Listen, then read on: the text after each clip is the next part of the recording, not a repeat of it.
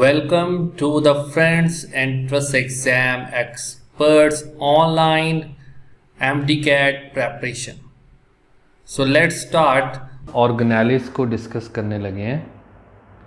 तो सबसे पहले endoplasmic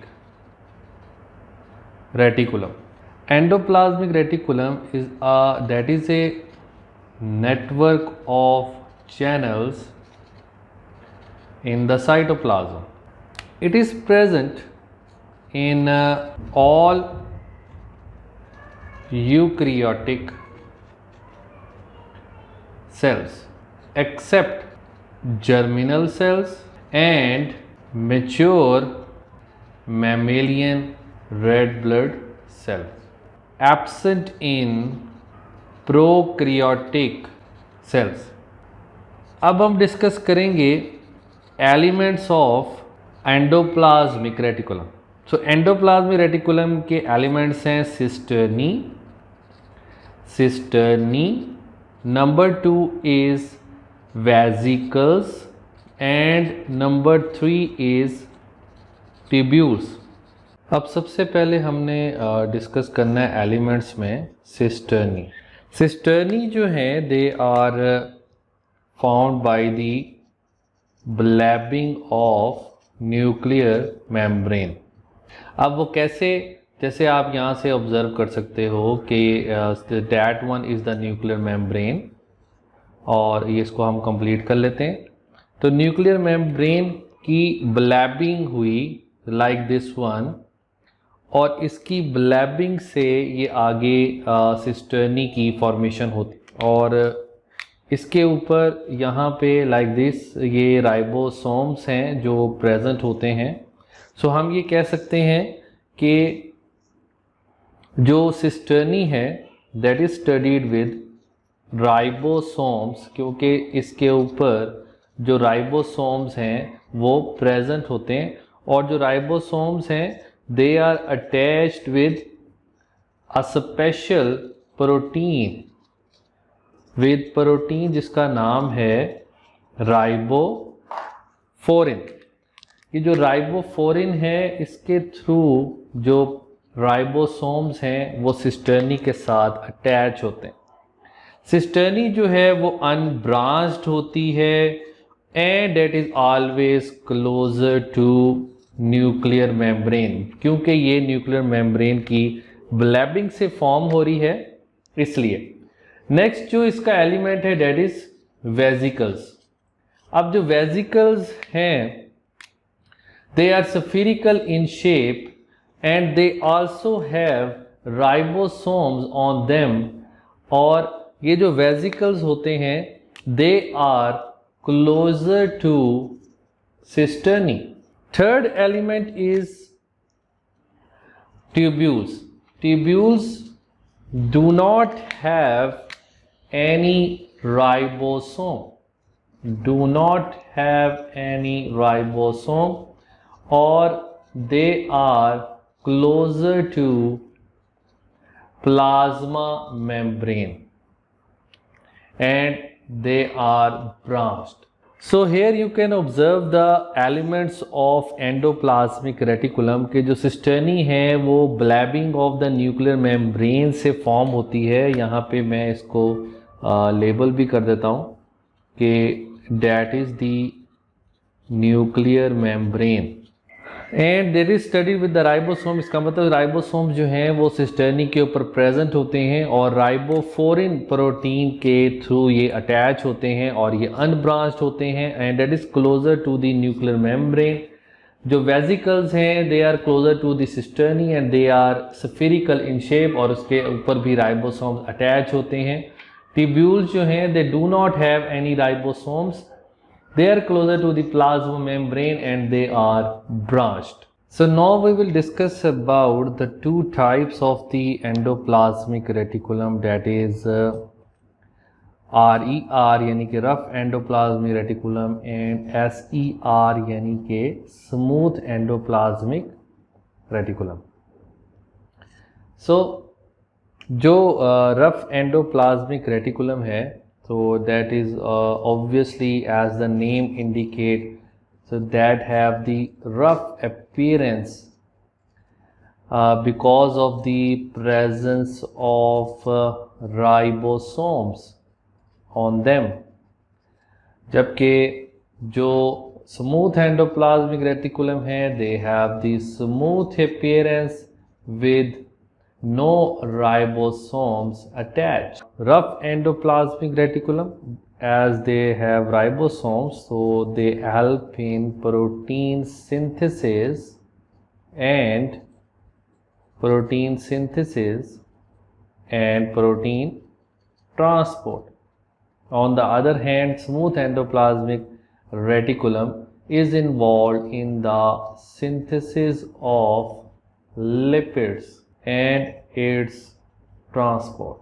So rough endoplasmic reticulum are near the nucleus and smooth endoplasmic reticulum is near the cell membrane or the plasma membrane. Rough endoplasmic reticulum are more stable as they are near the nucleus. That if we talk about the smooth endoplasmic reticulum, that they are less stable because they are present near the plasma membrane, and during the process of endocytosis and exocytosis they affect a much.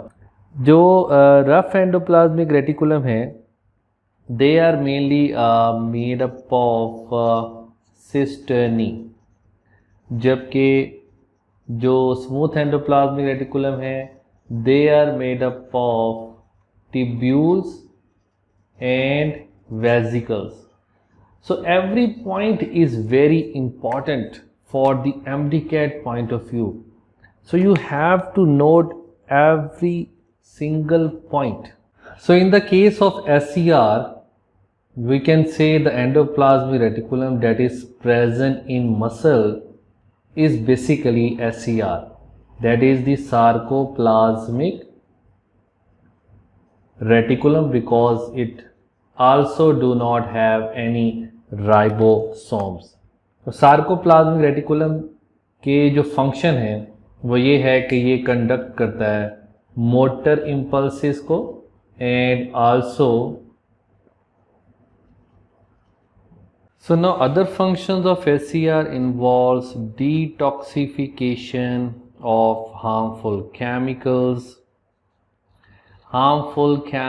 so that's why this detoxification is mainly carried out in the liver, and glycogenolysis also carried out genolysis in the liver cells. Examples where SCR and RER are present. So the examples of cells having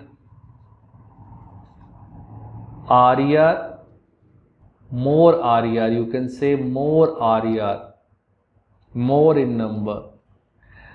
So वो cells जो कि protein synthesis करते हैं, जैसे हम example ले सकते हैं fibroblast. So they synthesize protein in very large quantity, and then the next is the beta cells of islets of Langerhans जो प्रोटीन की सिंथेसिस करते हैं. So इसी तरह SCR की एग्जांपल्स हैं SCR in cells more in number.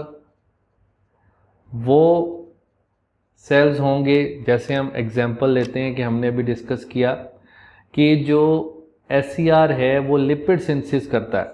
So SCR उन sales में ज़्यादा होगा जो लिपिड सेल्स होंगे, जिनको हम एडिपोसाइट्स कहते हैं. इसी तरीके से जब अगर हम ग्लाइकोजिनोलाइसिस की बात कर रहे हैं लिवर सेल्स में, तो इसका मतलब जो लिवर सेल्स हैं उसमें SCR की क्वांटिटी ज़्यादा होगी.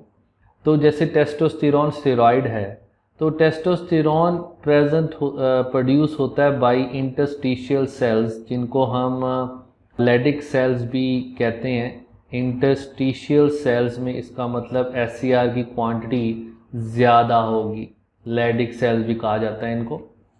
इसी तरीके से जो ओवरी के अंदर फॉलिकुलर सेल्स होते हैं जो प्रोड्यूस करते हैं हार्मोन्स, सो इनके अंदर भी SCR की क्वांटिटी बहुत ज़्यादा होती है। सो दैट्स वाई ये क्वेश्चन MD-CAT में बहुत इंपॉर्टेंट है। वो एग्जांपल दे देते हैं कि कौन से सेल्स में SCR और RER की क्वांटिटी ज़्यादा होगी। एंडोप्लाज्मिक रेटिकुलम के कुछ बहुत इंपॉर्टेंट पॉइंट्स हैं। इसमें सबसे पहले तो आप इस डायग्राम को देखें जो अभी अब तक हमने डिस्कस किया। So that is the nuclear membrane, और न्यूक्लियर मेम्ब्रेन की ये ब्लैबिंग से सिस्टर्नी की फॉर्मेशन हुई। उसके ऊपर ये राइबोसोम्स प्रेजेंट हैं। These are the vesicles and that one is a tubule that is devoid of ribosomes, और ये प्लाज्मा मेम्ब्रेन है। जो अभी इससे पहले वाली जो हम इससे पहले जो डिस्कस कर चुके हैं कि जो ट्यूब्यूल पार्ट होता है that is closer to the plasma membrane and the cisternae part is closer to the nuclear membrane. अब कुछ इंपॉर्टेंट फंक्शन एंडोप्लाज्मिक रेटिकुलम के, that is a framework of cell cytoskeletal structure. इसीलिए आपकी book में भी mention है कि जो एंडोप्लाज्मिक रेटिकुलम है वो मैकेनिकल सपोर्ट प्रोवाइड करता है सेल को।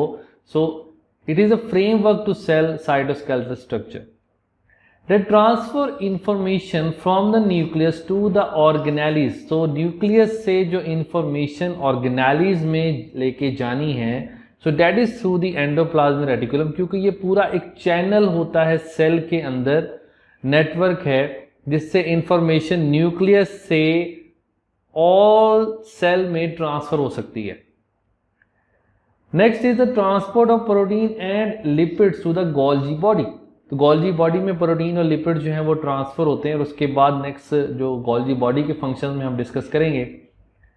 Cell plate formation, as you remember in the case of mitosis in plants, जो प्लांट्स के अंदर जो साइटोकाइनेसिस होती है इसमें सेल प्लेट की जो फॉर्मेशन होती है that is through the Golgi body and the endoplasmic reticulum. So दोनों उसमें इन्वॉल्व होते हैं। सो that is endoplasmic reticulum is the part of Golgi system. Golgi is basically Golgi, endoplasmic reticulum and lysosome, जो हम detail से discuss करेंगे in the next lectures. एक बहुत इंपॉर्टेंट पॉइंट जो निसल ग्रैन्यूल्स होते हैं, these are the message of RER। So Nissl granule that are part of that are present in the cell body of neurons, तो वो RER के message हैं। सो next organelle अब जो हम डिस्कस करने जा रहे हैं that is ribosome. Ribosomes that are also known as engine of the cell, organelle within an organelle. या आपको मैं आगे चल के इसकी डिटेल भी बताता हूं कैसे। And ribo nucleo proteins. So ribosome की जो टर्म है, सबसे पहले इसको जो स्टडी किया वो किया पैलेड ने ये। And obviously ribosomes are non membranous organelles. Ribosome जो हैं वो फाउंड होते हैं इन प्रोकैरियोटिक सेल्स में भी पाए जाते हैं एंड यूकैरियोटिक सेल्स में भी मौजूद होते हैं। जो यूकैरियोटिक सेल जिनमें राइबोसोम मौजूद होते हैं उसमें एक एक्सेप्शन है, except mature sperms, mature mammalian red blood cell, and they are also found in organelles, mitochondria and plastids, जिसमें राइबोसोम्स प्रेजेंट होते हैं। अब राइबोसोम्स क्योंकि ऑर्गेनेलीज के अंदर भी प्रेजेंट होते हैं इसलिए इसको organelle within an organelle भी कहा जाता है। अब जो साइटोप्लाज्म में प्रेजेंट होते हैं उन्हें हम फ्री राइबोसोम्स कहते हैं। फ्री राइबोसोम्स का मतलब जो फ्रीली सस्पेंडेड राइबोसोम्स होंगे, और जो राइबोसोम्स अटैच होते हैं ऑन द मेम्ब्रेन, यानी कि जो मेम्ब्रेन के साथ अटैच होंगे, जो हमने डिस्कस किया वो कौन कौन से हैं, जैसे एंडोप्लाज्मिक रेटिकुलम के साथ जैसे न्यूक्लियस के साथ, तो उन राइबोसोम्स को कहा जाता है बाउंड राइबोसोम्स। अब जो राइबोसोम्स हैं उसके दो सब यूनिट्स हैं, टू सब यूनिट्स, एक है लार्जर सब यूनिट और एक है स्मॉलर सब यूनिट। अब जो लार्जर सब यूनिट है ये अटैच होता है विद मेम्ब्रेन और जो स्मॉलर सब यूनिट है ये फ्री होता है। सो राइबोसोम्स जो हैं उनको राइबो न्यूक्लियोप्रोटीन्स कहा जाता है। अब राइबो न्यूक्लियोप्रोटीन्स क्यों कहते हैं? क्योंकि इनके अंदर राइबोसोमल आरएनए और प्रोटीन प्रेजेंट होती है। अब जो राइबोसोम्स की दो टाइप्स हैं, एक है 70S ribosomes and the second one is 80S ribosomes. अब जो 70S राइबोसोम्स हैं they are present in prokaryotic cells and they are also present in organelles. जो ऑर्गेनेलीज में राइबोसोम प्रेजेंट होंगे वो भी 70S होते हैं, जबकि जो 80S होते हैं they are present in eukaryotes. अब जैसा कि हमने डिस्कस किया ऑलरेडी कि जो राइबोसोम्स हैं उसके दो सब यूनिट्स हैं। सो अब ये देखते हैं कि जो 70S हैं या जो 80S हैं उसमें राइबोसोमल आरएनए और प्रोटीन की क्या रेशो है। अब जो 70S होते हैं उनके अंदर जो राइबोसोमल आरएनए है वो 65% होता है और जो प्रोटीन है that is 35%। In the case of 80S जो राइबोसोमल आरएनए है that is 45%, जबकि जो प्रोटीन है उसकी जो रेशो होती है वो 55% होती है। इसलिए आपकी बुक में ये मेंशन किया कि जो यूकैरियोटिक जो राइबोसोम्स हैं उसमें almost equal amount of RNA और प्रोटीन प्रेजेंट होती है। 70S के लार्जर सब यूनिट और स्मॉलर सब यूनिट की बात करें तो लार्जर सब यूनिट जो है वो that is of 50S and smaller सब यूनिट इज़ ऑफ 30S। यानी कि इन दोनों के जो लार्जर और स्मॉलर सब यूनिट हैं उनको जब कंबाइन किया जाएगा तो वो 70S पे जाकर सेडिमेंट कर जाएंगे। अब इधर S क्या है? S is for sedimentation rate and that is also known as Svedberg's constant या स्वेडबर्ग्स यूनिट। तो 50S के रेट पे 70S का जो लार्जर सब यूनिट है वो सेडिमेंट कर जाता है और स्मॉलर जो सब यूनिट है वो 30S पे सेडिमेंट कर जाता है। अब इसको हम ऐसे देखते हैं कि जैसे if this one is the larger सब unit and this one is the smaller सब यूनिट, अब जब हम इसको ऐसे अटैच कर देंगे, सब ये 50S पे जा, इसका रेट है 50S, इसका रेट है 30S, इन दोनों को जब हम कंबाइन करेंगे और ये ऐसे अटैच हो जाएंगे तो then they sediment at 70S। Similar is the case with the 80S। इसके जो सब यूनिट्स हैं, अगर हम लार्जर सब यूनिट की और स्मॉलर सब यूनिट की बात करें तो लार्जर सब यूनिट सेडिमेंट करता है 68 पे और स्मॉलर सब यूनिट सेडिमेंट करता है 40S पे। अब ज़रा हम इस लार्जर सब यूनिट और स्मॉलर सब यूनिट की डायग्रामेटिकली इसको ऑब्जर्व करें। अब डायग्रामेटिकली स्मॉलर एंड लार्जर सब यूनिट को देख, लार्जर सब यूनिट यहाँ पे ड्रॉ कर रहा हूँ।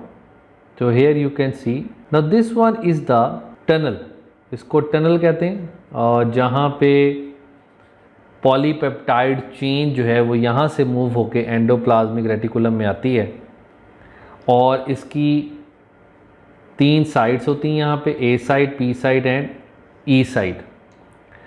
अब जो इसकी ए साइड है डेट इज़ अमाइनो असाइल, जहाँ पे अमाइनो एसिड आकर अटैच होता है विद ट्रांसफर आरएनए, और जो इसकी पी साइट है that is known as peptidyl site, जहाँ पे पेप्टाइड बॉन्ड की फॉर्मेशन होगी, और जो इसकी ई साइट है इसको हम एग्जिट साइट कहते हैं, जहाँ से जो फ्री ट्रांसफ़र आरएनए जो है वो रिलीज़ हो जाएगा। अब अगर हम स्मॉलर सब यूनिट को देखें तो जो स्मॉलर सब यूनिट है that is like Oval shape और उसमें एक ऐसे डिप्रेशन आता है। ये जो डिप्रेशन है that is the messenger RNA binding site. So next very important thing about ribosome is the assembly of the ribosomal सब यूनिट्स।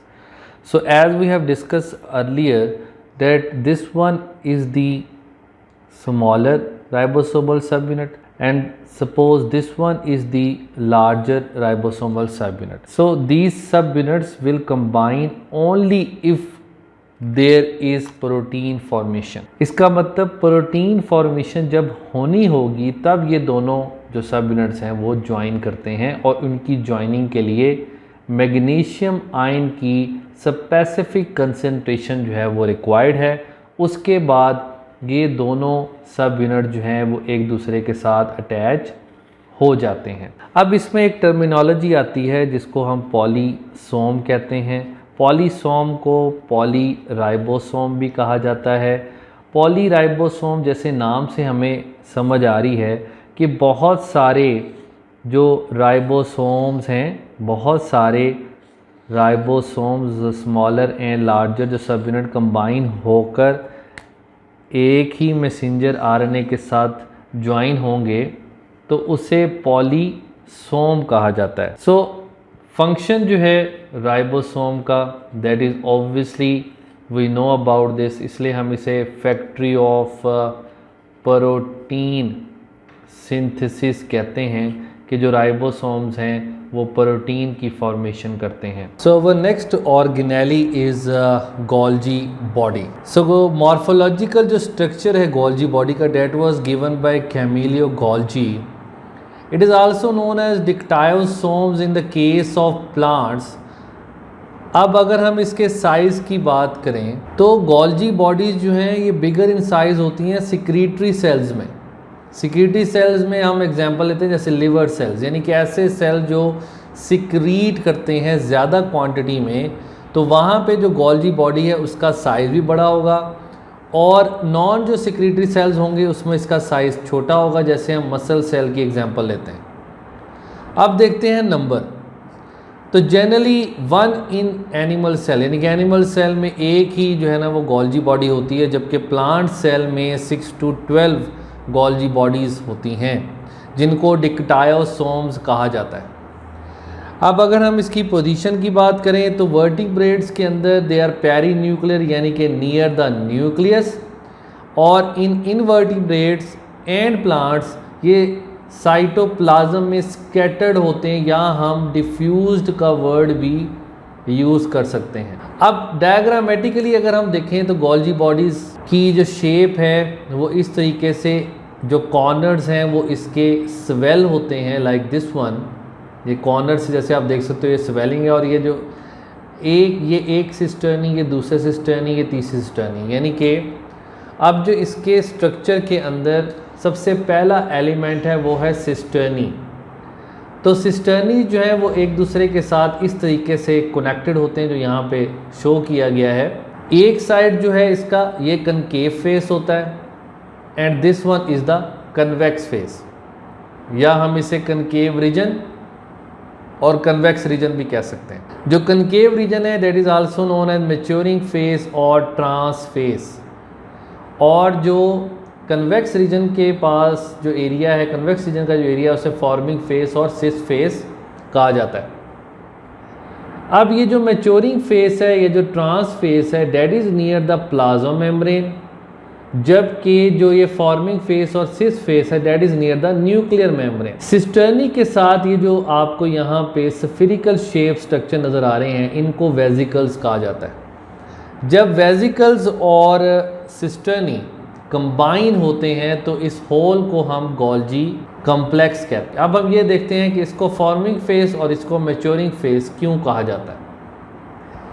सो इसमें एक जनरल सा हम एक एग्जांपल लेते हैं अभी, कि जैसे हमने ये डिस्कस किया एंडोप्लाज्मिक रेटिकुलम में कि वो ट्रांसपोर्ट करता है सिक्रीशंस को, या हम एग्जांपल ले सकते हैं प्रोटीन को या लिपिड को। एंडोप्लाज्मिक रेटिकुलम से जो सिक्रीशन एंटर होगी, वो जो सिक्रीशन है वो इस रीजन से, जो फॉर्मिंग फेस है इस रीजन से एंटर होगी। लाइक दिस वन, और यहाँ से मूव करते हुए वो जब इस रीजन तक पहुँचेगी तो वो मैच्योर हो जाएगी, और फिर ये जो स्वेल शेप है जिसको वैक्यूल भी कहा जाता है, इसका साइज़ एनलार्ज हो जाएगा और उसके बाद यहाँ से बड ऑफ होके रिलीज़ हो जाएगा।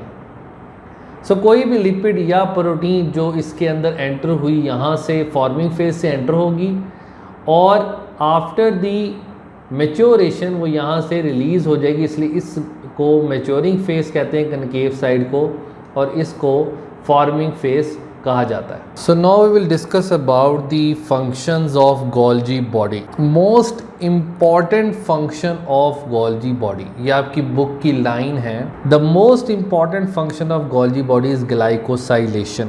अब ग्लाइकोसाइलेशन क्या चीज़ है? Glycosylation is the addition of carbohydrates with protein and lipids. So carbohydrate अगर प्रोटीन के साथ कंबाइन होगा तो डैट इज़ दी ग्लाइकोप्रोटीन्स, और अगर ये लिपिड के साथ अटैच होगा तो that will be glycolipids. Outer side व सेल मेम्ब्रेन में प्रेजेंट होते हैं और लेयर बनाते हैं सेल मेम्ब्रेन की।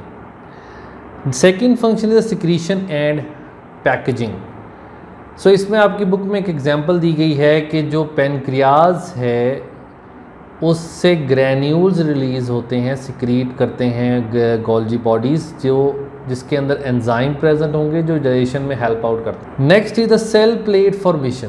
एज वी नो कि साइटोकाइनेसिस ऑफ प्लांट्स में जो सेल प्लेट बनती है that is from the Golgi body and the endoplasmic reticulum, जो हमने एंडोप्लाज्मिक रेटिकुलम में भी डिस्कस किया था।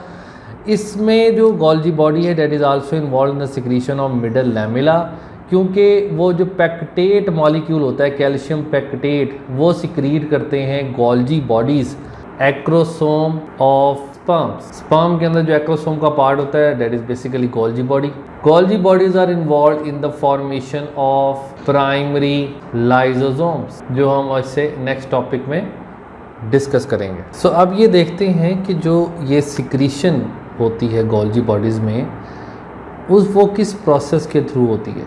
वो आइदर होती है बाय डिफ्यूजन और बाय रिवर्स पाइनोसाइटोसिस। अब वो कैसे होती है? जैसे हम ये जानते हैं कि pinocytosis is the intake of liquid material inside the cell. तो जब गोल्जी बॉडीज़, अगर हम ये एग्जांपल लेते हैं लाइक सपोज कि this one is the cisternae, और जब इसमें से कोई सिक्रीशन जो है वो उसने बाहर की तरफ जाना है, तो गोल्जी बॉडी क्या करेंगी, वो इस तरीके से एक वेजिकल की फॉर्मेशन करेंगी। सपोज़ यहाँ पे वो सिक्रीशन मौजूद है, और इसके बाद ये इसके थ्रू यहाँ से रिलीज़ हो जाएगा। So that is known as reverse pinocytosis. So next organelle very important, that is lysosomes. So lysosome के वर्ड को जब हम टू पार्ट्स में डिवाइड करते हैं तो lyso means splitting and soma means body. De was a scientist जिसने liver cell में सबसे पहले लाइजोसोम्स को आइडेंटिफाई किया था। लाइजोसोम्स को suicidal bag of the cell भी कहते हैं, स्कैवेंजर ऑफ द सेल भी कहते हैं, disposal unit of the cell भी कहते हैं। ये सब क्यों इनको कहा जाता है ये आगे चल के आपको डिटेल से समझ आ जाएगी जब हम इसी लेक्चर को आगे बढ़ाएंगे। Lysosomes are found in all eukaryotic cells except fungi, जिसमें यीस्ट आते हैं, यूग्लिना में, मैच्योर मेमेलियन आरबीसी में भी लाइजोसोम प्रेजेंट नहीं होते। लाइजोसोम के नंबर को डिस्कस करें तो they are more in cells with intracellular digestion activity, जो सेल के अंदर जो डाइजेशन एक्टिविटी जिनमें ज़्यादा होती। तो जो WBCs हैं white blood cells, as we know कि वो हमारे इम्यून सिस्टम का बहुत इंपॉर्टेंट पार्ट है, और वाइट ब्लड सेल जो हैं वो डिस्ट्रॉय करते हैं एंटीजेंस को। सो इंट्रासेलुलर डाइजेशन यहाँ पे रोल प्ले करती है। फैगोसाइट्स हैं जो फैगोसाइटोसिस करते हैं, जो सेल के अंदर डाइजेशन करते हैं, तो उसमें भी लाइजोसोम्स की क्वांटिटी बहुत ज़्यादा होती है। अगर हम यहीं पे बात करें एक्स्ट्रा सेलुलर डाइजेशन की, सो एक्स्ट्रा सेलुलर जो डाइजेशन करते हैं उसमें आएंगे ऑस्टियोक्लास्ट, जो कार्टिलेज को डिस्ट्रॉय करेंगे ड्यूरिंग बोन फॉर्मेशन। और तो लाइजोसोम के अगर हम स्ट्रक्चर को देखें तो ये सिंगल मेम्ब्रेन स्ट्रक्चर है, जिसमें ये हाइड्रोलाइटिक एंजाइम्स प्रेजेंट होते हैं। इन हाइड्रोलाइटिक एंजाइम्स को हम डाइजेस्टिव एंजाइम्स भी कहते हैं, क्योंकि ये डाइजेशन में सेल के इंटरनली या इन सम केस एक्सटर्नली डाइजेशन में रोल प्ले करते हैं। अब अगर हम इसकी टाइप्स देखें तो लाइसोसोम्स जो हैं उनकी 3 टाइप्स जो हैं वो हम यहाँ पे डिस्कस करेंगे, जो आपकी बुक में डिस्कस की गई है। वैसे तो 4 होती हैं, लेकिन आपकी बुक क्योंकि 3 कहती है तो हम 3 के साथ ही चलेंगे। प्राइमरी लाइसोसोम्स, सेकेंडरी लाइसोसोम्स, ये सेकेंड टाइप है, ऑटोफैगोसोम।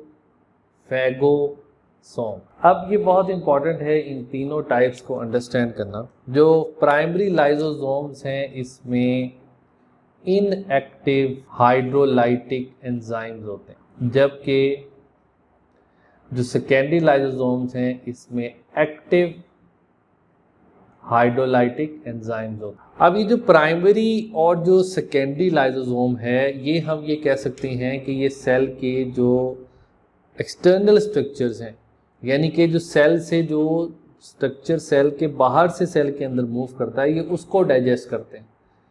जो ऑटोफैगोसोम्स हैं इनको basically suicidal bag of the cell कहा जाता है। ऑटोफैगोसोम जो है ये सेल के इंटरनल स्ट्रक्चर को डाइजेस्ट करेंगे। ऑटोफैगोसोम्स जो हैं उस वक्त भी अपना रोल प्ले करते हैं जब एक सेल की डेथ होने वाली होती है, तो ऑटोफैगोसोम्स उसमें अपने आप को रप्चर कर लेते हैं, जिससे वो होल सेल की तमाम ऑर्गेनेलिज जो हैं वो डाइजेस्ट हो जाती हैं। इसीलिए ऑटोफैगोसोम्स को suicidal bag of the cell कहा जाता है, इसीलिए लाइसोसोम्स को सिक्वेंजर ऑफ द सेल कहा जाता है, disposal unit of the cell कहा जाता है। टाइप्स यहाँ पे एक्सप्लेन करेंगे कैसे लाइसोसोम्स जो हैं वो फॉर्म होते हैं और किस तरीके से वो वर्किंग करते हैं। So that one labeled as that one is the plasma membrane, that one is the nuclear membrane, and that one is the endoplasmic reticulum। ये जो इसके ऊपर आपको डॉट्स नजर आ रहे हैं, that is obviously ribosomes, that one is the Golgi body over there। अब क्या होता है कि जो एंडोप्लाज्मिक रेटिकुलम है इससे रिलीज होता है ट्रांसपोर्ट वेजिकल। जैसे हम जानते हैं कि जो लाइसोसोम्स है ना उसके अंदर इनएक्टिव हाइड्रोलाइटिक एंजाइम्स होते हैं, तो ये वो ट्रांसपोर्ट वेजिकल है जिसके अंदर इनएक्टिव हाइड्रोलाइटिक एंजाइम्स हैं। अब ये जो ट्रांसपोर्ट वेजिकल है that will enter via the cisternae of this Golgi apparatus, और ये जो सिस्टर्नी है ये आपस में इस तरीके से कनेक्टेड होंगे। ये जो ट्रांसपोर्ट वेजिकल है that becomes the part of this cisternae, और उसके बाद ये जो प्रोटीन यानी कि जो इनएक्टिव हाइड्रोलाइटिक एंजाइम्स हैं, या हम इसे प्रोटीन भी कह सकते हैं, that become the part of, और उसकी फिर इसके अंदर जो गोल्जी बॉडी के अंदर इसकी मॉडिफिकेशन होगी। तो after the modification of this specific protein, ये हम कह सकते हैं कि जो यहाँ पे जो प्रोटीन बनी, या हम एंजाइम की बात करें जो यहाँ पे बनेंगे वो इनएक्टिव है और उनका जो स्ट्रक्चर है ना वो प्राइमरी स्ट्रक्चर है। उसके बाद मॉडिफाई होंगे वो inside the Golgi body, the structure can be change, वो सेकेंडरी से टर्शरी में कन्वर्ट होंगे। उसके बाद जो हमने गोल्जी बॉडी में डिस्कस किया था कि ये जो इसका स्पेसिफिक जो पार्ट है दैट विल बिकम एनलार्ज, और इसके अंदर ये एंजाइम्स प्रेजेंट हैं, और उसके बाद ये यहाँ से रिलीज़ हो जाएगा। जब ये यहाँ से रिलीज़ हो जाएगा, जो प्रोसेस था याद होगा आपको, bye the process of reverse pinocytosis, Golgi apparatus से रिलीज़ होने के बाद ये जो स्ट्रक्चर आया, अब इसको हम कहेंगे प्राइमरी लाइसोसोम। प्राइमरी जो लाइसोसोम है इसमें जो एंजाइम्स होते हैं वो इनएक्टिव ही हैं। अब क्या होता है, अब फंक्शन देखते हैं लाइसोसोम का, कि फूड वैक्यूल जो इस प्लाज्मा मेम्ब्रेन के साथ आकर फ्यूज़ होगा, एंडोसाइटोसिस का प्रोसेस होगा। उसके बाद तो इस फूड वैक्यूल को हम और कलर दे देते हैं, लाइक रेड कलर से हम इसको शो कर देते हैं। तो इसके बाद जब ये इसके अंदर एंटर हो जाएगा by the process of endocytosis, तो ये food vacuole that become the part of this plasma membrane, तो ये एंटर होगा जब, उसके बाद there is fusion of this food vacuole with the primary lysosome. तो ये आप देख सकते हो, ये फ्यूजन है, जिसके बाद ये जो फूड वैक्यूल है that become the part of this primary lysosome, और अब हम इसको कहेंगे सेकेंडरी लाइसोसोम। ये जो सेकेंडरी लाइसोसोम है, इसमें अब जो एंजाइम हैं वो एक्टिव हो जाएंगे, तो एक्टिव हाइड्रोलाइटिक एंजाइम्स, और ये जो एंजाइम्स हैं फिर अपनी डाइजेशन स्टार्ट करेंगे and they will start digesting this food vacuole. अब ये एंजाइम्स एक्टिव कैसे होते हैं? जैसे ही ये फूड वैक्यूल इस प्राइमरी लाइसोसोम के साथ फ्यूज़ होता है तो इसकी जो पीएच होती है लाइसोसोम की, उसमें चेंजेस आ जाती हैं, जिसकी वजह से जो एंजाइम्स होते हैं ये एक्टिव हो जाते। जो हमने इससे पहले डिस्कस किया, प्राइमरी लाइसोसोम जो इनएक्टिव हाइड्रोलाइटिक एंजाइम्स हैं, सेकेंडरी लाइसोसोम्स बनते हैं जो कि एक्टिव हाइड्रोलाइटिक एंजाइम्स होते हैं। उसके बाद क्या होता है, डाइजेशन के बाद अब क्या होगा, यहाँ से डाइजेस्टेड जो मटेरियल है वो एब्जॉर्ब हो जाएगा। आफ्टर द एब्जॉर्प्शन इसमें क्या बाकी रह जाएगा, अनडाइजेस्टेड मटेरियल। ये अनडाइजेस्टेड मटेरियल है, जो अनडाइजेस्टेड मटेरियल है वो एक्सोसाइटोसिस के प्रोसेस से इधर से बाहर रिलीज हो जाएगा, लाइक दिस वन। सो ये प्रोसेस होता है यहाँ एंडोसाइटोसिस कहते हैं, और इस जगह पे जो प्रोसेस शो किया गया है दैट इज एक्सोसाइटोसिस। अब हम ऑटोफैगोसोम्स को देख लेते हैं। जैसे अब इसी प्राइमरी लाइसोसोम को मैं यहाँ पे ड्रॉ कर रहा हूँ, ये प्राइमरी लाइसोसोम है जिसके अंदर ये इनएक्टिव हाइड्रोलाइटिक एंजाइम्स हैं। अब क्या होगा कि कोई भी सेल का पार्ट, सपोज हम जिसकी डेथ हो चुकी है, तो अब ये जो लाइसोसोम्स हैं ये लाइक दिस वन, ये माइटोकॉन्ड्रिया अंदर एंटर हो गया, फ्यूजन हो गई, हाइड्रोलाइटिक एंजाइम्स जो हैं वो एक्टिव हो गए, और अब तब हम इसको कहेंगे again that one is the secondary lysosome. और अब ये ऑटोफैगोसोम कहलाएगा क्योंकि ये सेल के अपने ही पार्ट को डाइजेस्ट कर रहा है, तो दैट इज़ द ऑटोफैगोसोम। अब ये जो हाइड्रोलाइटिक एंजाइम्स होते हैं ये कौन कौन से होते हैं, ये हम यहाँ पे डिस्कस कर लेते हैं। एंजाइम्स जो प्रेजेंट होते हैं लाइसोसोम्स के अंदर, proteases, number 2 nucleases, number 3 glycosidases, number 4 phosphatases, esterases, number 6 is sulphatases. अब ये जो प्रोटीएसिस हैं ये प्रोटीन को डाइजेस्ट करते हैं। जो न्यूक्लिक एसिड्स हैं ये न्यूक्लियसिस जो हैं ये न्यूक्लिक एसिड्स को डाइजेस्ट करते हैं, इसमें डीएनएसिस एंड आरएनएसिस प्रेजेंट हैं। जो ग्लाइकोसाइडेसिस हैं ये ग्लाइकोजन को डाइजेस्ट करते हैं। फॉस्फेटेसिस जो हैं ये फॉस्फेट्स को डाइजेस्ट करते हैं। सल्फेटेसिस जो हैं ये सल्फेट जो बॉन्ड है या डाइसल्फाइड जो बॉन्ड होती हैं उनको डाइजेस्ट करते हैं।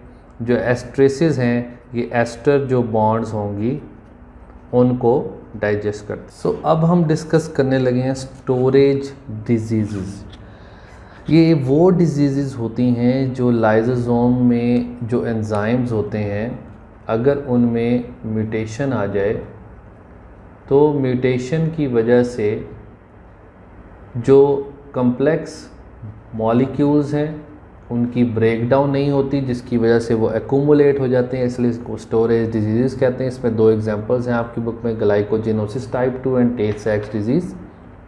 तो सबसे पहले ग्लाइकोजिनोसिस टाइप 2 जिसमें ग्लाइकोजन जो है वो ग्लूकोज में कन्वर्ट नहीं हो पाता due to the absence of this enzyme alpha glucosidase enzyme. ये एंजाइम एब्सेंट होता है, जिसकी वजह से क्या होता है, ग्लाइकोजन जो है वो एक्यूमुलेट हो जाएगा इन द ऑर्गेनेलीज ऑफ, जो कि ये जो ऑर्गेनेलीज हैं ये ऑब्वियसली मेम्ब्रेन बाउंड होती हैं, यानी कि मेम्ब्रेनस जो ऑर्गेनेलीज होंगी उसमें ये एक्यूमुलेट हो जाएगा। किस जगह पे, in liver and muscles. In the case of that Tay-Sachs disease, lipids are not converted into fatty acid due to the absence of this enzyme. Hexosaminidase enzyme जो कि absent होगा, जिसकी वजह से जो lipids हैं ये accumulate हो जाएंगे in the brain cells, जिससे क्या होगा कि mental retardation होगी और मेंटल रिटार्डेशन की वजह से डेथ भी हो सकती है। सो नेक्स्ट ऑर्गेनेली है वैक्यूल्स। सो वैक्यूल्स जो है वो वर्ड वैकस से निकला, इसका मतलब है एम्प्टी। इसकी जो मेम्ब्रेन होती है उसको टोनोप्लास्ट कहा जाता है, सिंगल मेम्ब्रेन है। एनिमल सेल में they are small in size and many in number. In the case of plant cell they are large in size and one in number. One large central vacuole present होता है, और बाकी जो तमाम organelles होती हैं वो एट द पेरिफ्री चली जाती हैं। तो that is filled with the sap. Sap contains water, minerals, salt, sugar, amino acids. अब जो वैक्यूल्स होते हैं they can be use as a storage for the useful and the waste substances, cell products and the metabolic intermediates. Cell जो भी products बनाएंगे वो भी store हो सकती हैं, वो यूज़फुल भी होंगी, वो वेस्टेड भी हो सकती हैं, जो कि बाद में सेल से बाहर निकल जाएंगी। मेटाबॉलिक इंटरमीडिएट जो मेटाबॉलिक रिएक्शंस होते हैं सेल के, प्लांट सेल के अंदर, जैसे हम एग्जांपल लेते हैं सेलुलर एस्पायरेशन, वो एक मेटाबॉलिक रिएक्शन है, उसमें जितने भी मॉलिक्यूल्स बनते हैं, मेटाबोलाइट्स बनते हैं, वो स्टोर हो जाते हैं वैक्यूल्स के अंदर। टर्गर प्रेशर में रोल प्ले करता है, जिससे जो प्लांट सेल्स हैं उनमें टर्जिडिटी आ जाती है, और सेल इलोंगेशन, जिससे सेल का साइज भी बड़ा होगा जब वो टर्जिड होंगे, जिससे लीव्स की रिजिडिटी भी आ जाएगी लीव्स के अंदर। अब जो ये वैक्यूल्स होते हैं इनकी टाइप्स को डिस्कस कर लेते हैं। Vacuoles can be food vacuole, they can B gas vacuole और कॉन्ट्रैक्टाइल वैक्यूल। अब जैसे कि जो है फूड वैक्यूल है, इसमें हम दो तरह के वैक्यूल्स को डिस्कस कर सकते हैं। अगर फूड जो है वो सॉलिड फॉर्म में होगी तो उसे हम फैगोसोम कहेंगे, और अगर फूड जो है वो लिक्विड फॉर्म में होगी तो उसे पाइनोसोम कहा जाता है, पाइनोसोम। गैस वैक्यूल्स जो हैं they are basically present in the aquatic, जो एनिमल्स होते हैं उनके अंदर ये प्रेजेंट होते हैं गैस वैक्यूल्स, जिससे जो एनिमल्स जो हैं। जो कॉन्ट्रैक्टाइल वैक्यूल्स हैं they are present in fresh water protozoans में, जिसमें हम एग्जांपल लेते हैं amoeba, paramecium. The next very important topic is nucleus. Nucleus that is the control centre of the cell. Nucleus को सबसे पहले रॉबर्ट ब्राउन ने डिस्कवर किया from the orchid cells. So सबसे पहले हम न्यूक्लियस के नंबर के अकॉर्डिंगली एग्जाम्पल्स को डिस्कस करेंगे। सो विद नो न्यूक्लियस तो उनको हम ई न्यूक्लिएटेड कहते हैं। ई न्यूक्लिएटेड की एग्जाम्पल है mature mammalian red blood cell, platelets. Next जो है मोनोन्यूक्लिएटेड, यानी कि जिसमें एक न्यूक्लियस प्रेजेंट होता है, मोनोन्यूक्लिएटेड, या हम इसे यूनी न्यूक्लिएटेड सेल्स भी कह सकते हैं। तो वो बहुत सारे सेल्स हैं जो हमारी बॉडी में हैं, मोस्टली वो यूनी न्यूक्लिएटेड हैं, जिसमें आप किसी सेल की भी एग्जांपल कोट कर सकते हैं। नेक्स्ट है बाई न्यूक्लिएटेड, जिसमें दो जो है ना वो न्यूक्लियस प्रेजेंट होंगे। तो इसकी जो एग्जांपल है वो पैरामीशियम, और जिसमें दो से ज़्यादा न्यूक्लियस प्रेजेंट होते हैं उन्हें हम multi nucleated skeletal muscle fibre, इसमें यानी कि इसमें स्केलेटल मसल फाइबर जिसमें मोर देन 2 न्यूक्लियस प्रेजेंट होते हैं। अब हम डिस्कस करते हैं position of nucleus. So nucleus की पोजीशन सेंटर में हो सकती है, centric position that is of animal cell. Plant cell ये ई सेंट्रिक होता है यानी कि, और पेरिफेरल होगा in the case of adipose tissue. So अब इसमें डिफरेंस क्या है कि in the case of plant cell ये ई सेंट्रिक है और in the case of adipose ये पेरिफेरल है। ई सेंट्रिक का मतलब ये सेंटर से थोड़ा सा दूर होता है, ठीक है, और एडिपोज जो कि पेरिफेरल है ये नियर द मेम्ब्रेन होगा। तो ये क्लियर हो गया आपको कॉन्सेप्ट। अब नेक्स्ट डिस्कस करते हैं अबाउट शेप ऑफ न्यूक्लियस। लेते हैं कि ये स्फेरिकल शेप होते हैं जैसे या सर्कुलर, ये तो इसकी जनरल शेप है कि सर्कुलर है। दे can be oval in the case of smooth muscles, they can B bilobed. Example ज़रा आप इओसिनोफिल्स, इओसिनोफिल्स का जो न्यूक्लियस है वो बाइलोब्ड होता है। इसी तरीके से ट्राइलोब्ड, ये ट्राइलोब्ड होंगे, एग्जाम्पल बेजोफिल्स। इसी तरीके से अगर हम बात करें मल्टी लोब्ड तो मोर देन 3 ये ऐसे मल्टी लोब्ड हैं। मल्टी लोब्ड, तो मल्टी लोब्ड में जो एग्जाम्पल कोड होगी दैट इज़ न्यूट्रोफिल्स। तो जनरली अब न्यूक्लियस को हम ड्रॉ करते हैं। So that one is the outer membrane, that one is the inner membrane। so इसलिए हम न्यूक्लियर एनवेलप भी कहते हैं क्योंकि डबल मेम्ब्रेन है। और so that one is the nuclear pore according to your book। जो अनडिफ्रेंशिएटेड सेल्स हैं जैसे एग है और डिफ्रेंशिएटेड सेल जैसे कि रेड ब्लड सेल हैं, तो इसमें जो है ना इनकी क्वांटिटी डिफरेंट होती है। इससे अनडिफ्रेंशिएटेड सेल में 30,000 पोर्स होंगे जबकि डिफ्रेंशिएटेड सेल में 3 to 4 जो है ना वो पोर्स होंगे। सो इसकी एग्जांपल है एग्स और इसकी एग्जांपल है रेड ब्लड सेल। सो ये जो दोनों मेम्ब्रेन के दरमियान में जो ये स्पेस होती है इसको कहा जाता है पेरी न्यूक्लियर स्पेस। न्यूक्लियस के अंदर ये क्रोमाटिन फाइबर्स या क्रोमाटिन मटेरियल भी हम इसे कह सकते हैं। सो बिफोर सेल डिवीजन ये क्रोमाटिन मटेरियल जो है वो हमें ऑब्जर्व हो रहा होता है, इसे क्रोमाटिन नेटवर्क भी कहा जाता है, क्रोमाटिन फाइबर्स भी कहा जाता है। और इसके साथ जो बाकी यहाँ पे स्ट्रक्चर है सो दैट इज़ द न्यूक्लियोप्लाज्म। अब जो न्यूक्लियर प्लाज्म है दैट इज़ द प्लाज्मा यानी कि जो फ्लूइड होता है न्यूक्लियस के अंदर, इसकी जो कंपोजिशन है उसको अब हमने देखना है कीनली कि इसके अंदर एंजाइम्स प्रेजेंट होते हैं। अब ये जो एंजाइम्स हैं ये कौन से एंजाइम्स होते हैं?